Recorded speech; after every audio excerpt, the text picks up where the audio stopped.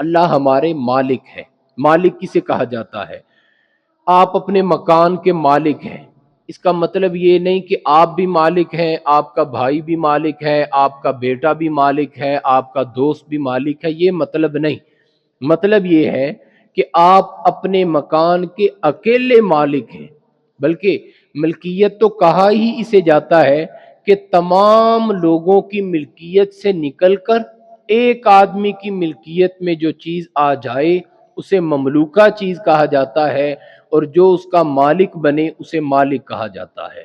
تو مالک کی تعریف یہ ہے کہ وہ چیز ایک آدمی کی ملکیت میں ہوگی، ایک آدمی کے قبضے اور تصرف میں ہوگی، کئی لوگوں کے قبضے اور تصرف میں نہیں۔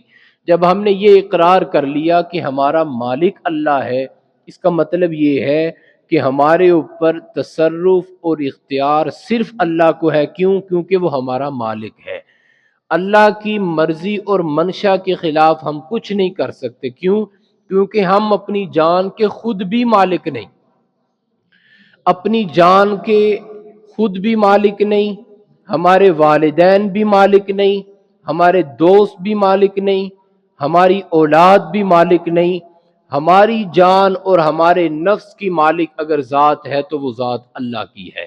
تو جب اس چیز پر یقین آ جائے گا کہ میری ذات اللہ کی ملکیت میں ہے، تو پھر نفسانی خواہشات کی طرف انسان نہیں جائے گا، پھر اپنی نفس کی خواہشات پر، اپنے معاشرے کی خواہشات پر، اپنی علاقے اور برادری کی خواہشات کو نہیں دیکھے گا، پھر وہ اللہ تعالیٰ کے احکامات کو دیکھے گا۔